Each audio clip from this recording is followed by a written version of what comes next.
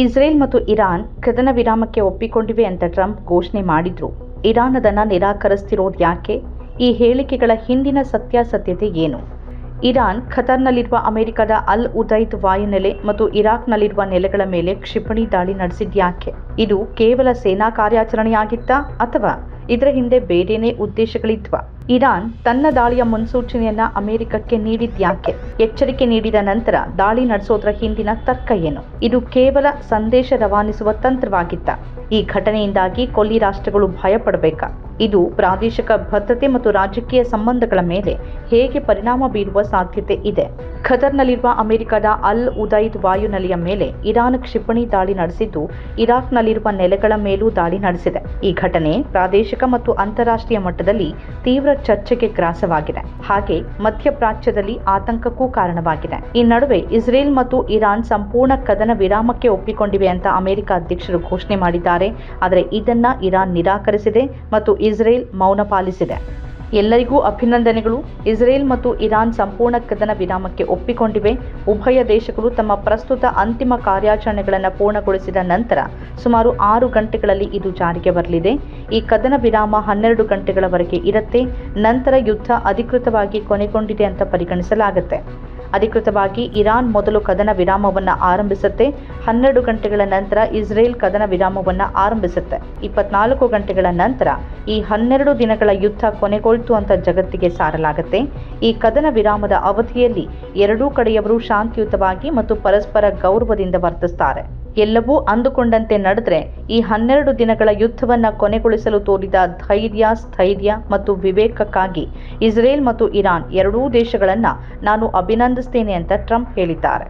ಈ ಯುದ್ಧ ವರ್ಷಗಳವರೆಗೆ ಮುಂದುವರಿಯುವ ಸಾಧ್ಯತೆ ಇತ್ತು ಮತ್ತು ಇಡೀ ಮಧ್ಯಪ್ರಾಚ್ಯವನ್ನು ನಾಶಪಡಿಸಬಹುದಿತ್ತು. ಆದರೆ ಅದು ಸಂಭವಿಸಲಿಲ್ಲ ಮತ್ತು ಎಂದಿಗೂ ಸಂಭವಿಸುವುದಿಲ್ಲ.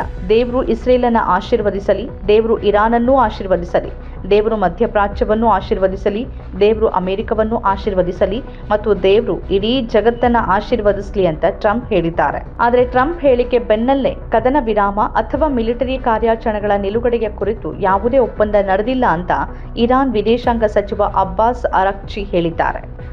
ಈ ಕುರಿತು ಸಾಮಾಜಿಕ ಜಾಲತಾಣ ಎಕ್ಸ್ನಲ್ಲಿನ ತಮ್ಮ ಖಾತೆಯಲ್ಲಿ ಪೋಸ್ಟ್ ಮಾಡಿರುವ ಅವರು, ಇಸ್ರೇಲ್ ಆಡಳಿತ ಇರಾನ್ ಜನರ ವಿರುದ್ಧ ತನ್ನ ಕಾನೂನುಬಾಹಿರ ಆಕ್ರಮಣವನ್ನು ಟೆಹರಾನ್ನ ಸ್ಥಳೀಯ ಸಮಯ ಬೆಳಗ್ಗೆ 4 ಗಂಟೆ ಒಳಗೆ ನಿಲ್ಲಿಸಿದರೆ ನಮ್ಮ ಪ್ರತಿಕ್ರಿಯೆಯನ್ನು ಮುಂದುವರಿಸುವ ಉದ್ದೇಶ ನಮಗಿಲ್ಲ ಅಂತ ತಿಳಿಸಿದ್ದಾರೆ. ಆ ಬಳಿಕವಷ್ಟೇ ನಮ್ಮ ಮಿಲಿಟರಿ ಕಾರ್ಯಾಚರಣೆಗಳ ನಿಲುಗಡೆಯ ಕುರಿತು ಅಂತಿಮ ನಿರ್ಧಾರವನ್ನು ತೆಗೆದುಕೊಳ್ಳಲಾಗುತ್ತೆ ಅಂತ ಅವರು ಇಸ್ರೇಲ್ಗೆ ಪರೋಕ್ಷ ಸಂದೇಶ ನೀಡಿದ್ದಾರೆ. ಆಕ್ರಮಣಗಳು ಮುಂದುವರಿದಿರುವುದನ್ನು ನೋಡಿದ್ರೆ ಟ್ರಂಪ್ ಘೋಷಣೆ ಸತ್ಯಕ್ಕಿಂತ ದೂರವಿದೆ ಅನ್ನುವಂತೆ ಕಾಣುತ್ತೆ. ಇರಾನ್ ಅಮೆರಿಕದ ಅಲ್ ಉದೈದ್ ವಾಯುನೆಲೆಯ ಮೇಲೆ ನಡೆಸಿದ ಕ್ಷಿಪಣಿ ದಾಳಿಯ ಹಿಂದಿನ ತರ್ಕ ಮತ್ತು ಅದರ ಪರಿಣಾಮಗಳನ್ನು ಸೂಕ್ಷ್ಮವಾಗಿ ಅವಲೋಕಿಸಬೇಕಿದೆ. ಈ ದಾಳಿಗಳ ಮೂಲಕ ಹಾನಿ ಮಾಡೋದಕ್ಕಿಂತ ಹೆಚ್ಚು ಸಂದೇಶ ರವಾನೆ ಮಾಡೋದೇ ಇರಾನ್ ಉದ್ದೇಶವಾಗಿತ್ತು ಅನ್ನೋದು ಅಮೆರಿಕ ಅಧ್ಯಕ್ಷರ ಮಾತುಗಳಿಂದಲೇ ತಿಳಿಯುತ್ತೆ. ಖತರ್ನಲ್ಲಿರುವ ಅಲ್ ಉದೈದ್ ವಾಯುನೆಲೆಯ ಮೇಲೆ ಇರಾನ್ ದಾಳಿ ನಡೆಸುವ ಮುನ್ಸೂಚನೆ ನಮಗೆ ಮೊದಲೇ ಸಿಕ್ಕಿತ್ತು ಅಂತ ಅಮೆರಿಕದ ಅಧ್ಯಕ್ಷ ಡೊನಾಲ್ಡ್ ಟ್ರಂಪ್ ಹೇಳಿರುವುದಾಗಿ ಅಲ್ ಜಜೀರಾ ವರದಿ ಮಾಡಿದೆ. ಅಮೆರಿಕದ ವಾಯುನೆಲೆಯ ಮೇಲೆ ಇರಾನ್ ನಡೆಸಿರುವ ಕ್ಷಿಪಣಿ ದಾಳಿಯನ್ನು ದುರ್ಬಲ ಅಂತ ಕರೆದಿರುವ ಅಧ್ಯಕ್ಷ ಡೊನಾಲ್ಡ್ ಟ್ರಂಪ್ ಅಮೆರಿಕ ಅದಕ್ಕೆ ಪ್ರತಿಕ್ರಿಯಿಸೋದಿಲ್ಲ ಅಂತ ಹೇಳಿದ್ದಾರೆ. ಇರಾನ್ ನಡೆಸಿರುವ ಕ್ಷಿಪಣಿ ದಾಳಿಯಲ್ಲಿ ಯಾವುದೇ ಅಮೆರಿಕದ ಪ್ರಜೆಗಳಿಗೆ ಹಾನಿಯಾಗಿಲ್ಲ ಅಂತ ಹೇಳೋಕೆ ನನಗೆ ಸಂತೋಷವಾಗುತ್ತೆ. ಅವರ ಆಕ್ರೋಶ ಹೊರಬಂದಿದೆ. ಮುಂದೆ ಯಾವುದೇ ದ್ವೇಷ ಇರೋದಿಲ್ಲ ಅಂತ ಭಾವಿಸ್ತೇನೆ ಅಂತ ಟ್ರಂಪ್ ಸಾಮಾಜಿಕ ಮಾಧ್ಯಮ ಪೋಸ್ಟ್ನಲ್ಲಿ ತಿಳಿಸಿದ್ದಾರೆ. ದಾಳಿ ಬಗ್ಗೆ ಮುನ್ಸೂಚನೆ ನೀಡಿದ್ದಕ್ಕಾಗಿ ಇರಾನ್ಗೆ ಧನ್ಯವಾದ ಹೇಳೋಕೆ ನಾನು ಬಯಸ್ತೇನೆ. ಇದರಿಂದಾಗಿ ಯಾರಿಗೂ ಗಾಯಗಳಾಗಿಲ್ಲ, ಯಾರ ಜೀವಕ್ಕೂ ಹಾನಿಯಾಗಿಲ್ಲ. ಬಹುಶಃ ಇರಾನ್ ಈಗ ಈ ಪ್ರದೇಶದಲ್ಲಿ ಶಾಂತಿ ಮತ್ತು ಸಾಮರಸ್ಯಕ್ಕೆ ಮುಂದಡಿ ಇಡಬಹುದು. ಇಸ್ರೇಲ್ಗೆ ಕೂಡ ಅದೇ ರೀತಿ ಮಾಡೋಕೆ ನಾನು ಪ್ರೋತ್ಸಾಹಿಸ್ತೇನೆ ಅಂತ ಟ್ರಂಪ್ ಹೇಳಿದ್ದಾರೆ. ಈ ಘಟನೆ ಪ್ರಾದೇಶಿಕ ಶಕ್ತಿ ಸಮತೋಲನ ಮತ್ತು ಅಂತಾರಾಷ್ಟ್ರೀಯ ಸಂಬಂಧಗಳ ಮೇಲೆ ಗಂಭೀರ ಪರಿಣಾಮಗಳನ್ನು ಬೀರುವ ಸಾಮರ್ಥ್ಯವನ್ನು ಹೊಂದಿದೆ. ಅಮೆರಿಕದ ಆಕ್ರಮಣಕ್ಕೆ ಇರಾನ್ನ ಸಶಸ್ತ್ರ ಪಡೆಗಳಿಂದ ಪ್ರಬಲ ಮತ್ತು ಯಶಸ್ವಿ ಪ್ರತಿಕ್ರಿಯೆ ಅಂತ ಇರಾನ್ನ ದೂರದರ್ಶನದಲ್ಲಿ ಇರಾನ್ ದಾಳಿ ಕುರಿತು ಅಧಿಕೃತ ಘೋಷಣೆ ಮಾಡಲಾಗಿತ್ತು. ಇರಾನ್ನ ಬೆದರಿಕೆಗಳ ನಡುವೆ ಮುನ್ನೆಚ್ಚರಿಕೆಯ ಕ್ರಮವಾಗಿ ಖತರ್ ತನ್ನ ವಾಯು ಪ್ರದೇಶವನ್ನು ಮುಚ್ಚಿದ ಸ್ವಲ್ಪ ಸಮಯದ ನಂತರ ಈ ದಾಳಿ ಸಂಭವಿಸಿತ್ತು. ಅಂದರೆ ಇರಾನ್ನಿಂದ ಎಚ್ಚರಿಕೆಯ ನಂತರವೇ ದಾಳಿ ನಡೆದಿತ್ತು. ಆಕಾಶದಲ್ಲಿ ಕ್ಷಿಪಣಿಗಳಂತೆ ಕಾಣುವ ಅಗ್ನಿ ಜ್ವಾಲೆಗಳನ್ನು ನೋಡಿದ್ದೇವೆ ಅಂತ ಗಾಬರಿಗೊಂಡ ಪ್ರತ್ಯಕ್ಷದರ್ಶಿಗಳು ಹೇಳಿಕೊಂಡು ವಿಡಿಯೋವನ್ನು ಹಂಚಿಕೊಂಡ್ರು. ಈವರೆಗೂ ಇಂತಹ ಭಯದ ಅನುಭವ ಖತರ್ ಪ್ರಜೆಗಳಿಗಾಗ್ಲಿ ಅಥವಾ ಅಲ್ಲಿನ ನಿವಾಸಿಗಳಿಗಾಗ್ಲಿ ಆಗಿರ್ಲಿಕ್ಕಿಲ್ಲ. ಈ ಅರ್ಥದಲ್ಲಿ ಇರಾನ್ ಆಕ್ರಮಣ ದೊಡ್ಡದೊಂದು ಸಂದೇಶ ಆಗಿತ್ತು.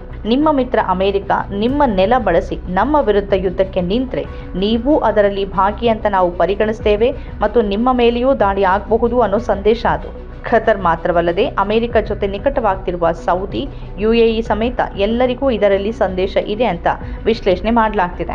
ನಮ್ಮ ದಾಳಿ ಖತರ್ ಮೇಲೆ ಅಲ್ಲ, ಅಮೆರಿಕ ಮೇಲೆ ಅಂತ ಇರಾನ್ ಸ್ಪಷ್ಟಪಡಿಸಿದೆಯಾದರೂ ಅಗತ್ಯ ಬಂದಾಗ ಅಮೆರಿಕದ ಮಿತ್ರರ ನೆಲದ ಮೇಲೂ ಆಕ್ರಮಣ ಮಾಡೋಕೆ ನಾವು ಸಿದ್ಧ ಅನ್ನೋ ಸಂದೇಶ ಇದರಲ್ಲಿ ಅಡಗಿದೆ. ಸೋದರ ಖತರ್ ಮೇಲೆ ದಾಳಿ ನಡೆಸಿಲ್ಲ, ಅಮೆರಿಕದ ವಾಯುನೆಲೆಯಷ್ಟೇ ನಮ್ಮ ಗುರಿ ಅಂತ ಇರಾನ್ ಹೇಳಿದೆ. ಇರಾನ್ ಕ್ಷಿಪಣಿ ದಾಳಿ ಮಾಡಿದ ಅಲ್ ಉದೈದ್ ವಾಯುನೆಲೆ ಖತರ್ನ ವಸತಿ ಪ್ರದೇಶಗಳಿಂದ ದೂರದಲ್ಲಿತ್ತು ಅಂತ ಇರಾನ್ ಸುಪ್ರೀಂ ರಾಷ್ಟ್ರೀಯ ಭದ್ರತಾ ಮಂಡಳಿ ಹೇಳಿದೆ. ಈ ಕ್ರಮ ಸ್ನೇಹಪರ ಮತ್ತು ಸಹೋದರ ರಾಷ್ಟ್ರವಾದ ಖತರ್ ಮತ್ತು ಅದರ ಪ್ರಜೆಗಳಿಗೆ ಯಾವುದೇ ಅಪಾಯವನ್ನು ಒಡ್ಡೋದಿಲ್ಲ. ಇಸ್ಲಾಮಿಕ್ ಗಣರಾಜ್ಯವಾದ ಇರಾನ್ ಖತರ್ನೊಂದಿಗೆ ಐತಿಹಾಸಿಕ ಸಂಬಂಧಗಳನ್ನು ಕಾಪಾಡಿಕೊಳ್ಳಲು ಮತ್ತು ಅದನ್ನು ಮುಂದುವರಿಸಲು ಬದ್ಧವಾಗಿದೆ ಅಂತ ಇರಾನ್ ಹೇಳಿಕೆಯಲ್ಲಿ ತಿಳಿಸಿದೆ. ಈ ದಾಳಿಯನ್ನ ಖಂಡಿಸಿರುವ ಖತರ್ ಇದು ತನ್ನ ಸಾರ್ವಭೌಮತ್ವದ ಸ್ಪಷ್ಟ ಉಲ್ಲಂಘನೆ ಅಂತ ಹೇಳಿದೆ. ಇನ್ನು ಇರಾನ್ ಇದು ಅಮೆರಿಕದ ಹಿಟ್ ಅಂಡ್ ರನ್ ದಾಳಿಗಳ ಯುಗಾಂತ್ಯ ಇದು ಅಂತ ಎಚ್ಚರಿಸಿದೆ.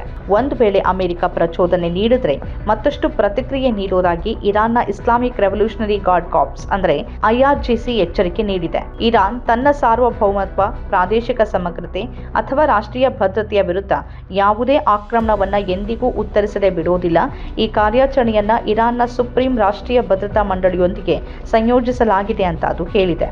ಇರಾನ್ನ ಜನತೆ ಸಾವಿರಾರು ವರ್ಷಗಳ ಇತಿಹಾಸವಿರುವ ಸ್ವಾಭಿಮಾನಿ ಜನತೆ. ಪ್ರಾಣಕ್ಕಿಂತ ಹೆಚ್ಚು ಸ್ವಾಭಿಮಾನ ಅವರಿಗೆ ಮುಖ್ಯ.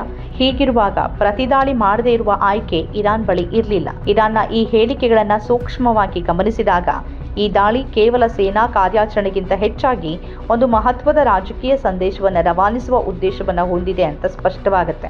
ಅಮೆರಿಕದ ಮಿಲಿಟರಿ ಪ್ರಾಬಲ್ಯವನ್ನ ಸವಾಲು ಮಾಡುವ ಮತ್ತು ತಮ್ಮ ರಾಷ್ಟ್ರೀಯ ಹಿತಾಸಕ್ತಿಗಳನ್ನು ರಕ್ಷಿಸಲು ತಾವು ಸದಾ ಸಿದ್ಧ ಅನ್ನೋ ಸಂಕೇತವನ್ನ ಇರಾನ್ ನೀಡೋಕೆ ಪ್ರಯತ್ನಿಸ್ತಿದೆ. ಈ ದಾಳಿಯನ್ನ ಸಾಂಕೇತಿಕ ಶಕ್ತಿ ಪ್ರದರ್ಶನ ಅಂತ ವ್ಯಾಖ್ಯಾನಿಸಬಹುದು. ಇರಾನ್ನ ದೃಷ್ಟಿಯಲ್ಲಿ ಇದು ಪಾಶ್ಚಿಮಾತ್ಯ ಶಕ್ತಿಗಳ ಅತಿಯಾದ ಹಸ್ತಕ್ಷೇಪಕ್ಕೆ ಒಂದು ಸ್ಪಷ್ಟ ವಿರೋಧ. ತಮ್ಮ ಪ್ರಾದೇಶಿಕ ಪ್ರಭಾವವನ್ನ ಎತ್ತಿ ಹಿಡಿಯಲು ಮತ್ತು ಯಾವುದೇ ಬಾಹ್ಯ ಬೆದರಿಕೆಗೆ ಮಣಿಯೋದಿಲ್ಲ ಅನ್ನೋದನ್ನ ಜಗತ್ತಿಗೆ ಸಾರಲು ಇರಾನ್ ಈ ಮಾರ್ಗವನ್ನು ಆರಿಸಿಕೊಂಡಿದೆ. ಹುತಾತ್ಮತೆ ಮತ್ತು ರಾಷ್ಟ್ರೀಯ ಹೆಮ್ಮೆಯಂತಹ ಮೌಲ್ಯಗಳನ್ನು ಎತ್ತಿ ಹಿಡಿಯುವ ಇರಾನ್ನ ಈ ನಡೆ ಪಾಶ್ಚಿಮಾತ್ಯ ವಸಾಹತುಶಾಹಿ ಶಕ್ತಿಗಳು ತಮ್ಮನ್ನ ಎಂದಿಗೂ ಬೆದರಿಸಲು ಸಾಧ್ಯವಿಲ್ಲ ಅನ್ನೋ ಬಲವಾದ ಸಂದೇಶವನ್ನ ನೀಡುತ್ತೆ.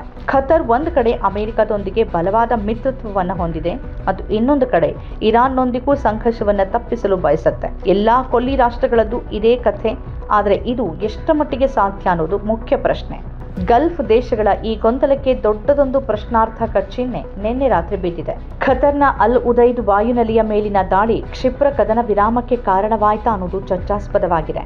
ಒಂದು ವಾದದ ಪ್ರಕಾರ ಕೊಲ್ಲಿ ರಾಷ್ಟ್ರಗಳು ಸಂಘರ್ಷದಲ್ಲಿ ಸಿಲುಕಿಕೊಳ್ಳುವ ಭಯದಿಂದ ಮತ್ತು ಇರಾನ್ನ ಸೇನಾ ಸಾಮರ್ಥ್ಯದ ಅರಿವಿನಿಂದ ಶೀಘ್ರ ಶಾಂತಿಗಾಗಿ ಒತ್ತಾಯಿಸಿರಬಹುದು. ಅಮೆರಿಕ ತನ್ನ ಮಿತ್ರ ರಾಷ್ಟ್ರಗಳನ್ನು ರಕ್ಷಿಸುವಲ್ಲಿ ವಿಫಲವಾಗಬಹುದು ಅನ್ನೋ ಆತಂಕವೂ ಇದಕ್ಕೆ ಕಾರಣವಾಗಿರಬಹುದು. ಮತ್ತೊಂದು ಕಡೆ ಇರಾನ್ ಅಮೆರಿಕದೊಂದಿಗೆ ನೇರ ಯುದ್ಧವನ್ನು ಬಯಸೋದಿಲ್ಲ, ಆದರೆ ಇಸ್ರೇಲ್ನ ಮೇಲೆ ದಾಳಿ ಮಾಡುವ ತನ್ನ ಹಕ್ಕನ್ನು ಬಿಟ್ಟುಕೊಡೋಕೆ ಸಿದ್ಧವಿಲ್ಲ ಎಂಬ ಬಲವಾದ ಸಂದೇಶವನ್ನು ರವಾನಿಸಲು ಬಯಸುತ್ತೆ ಅನ್ನೋ ವಿಶ್ಲೇಷಣೆಗಳಿವೆ.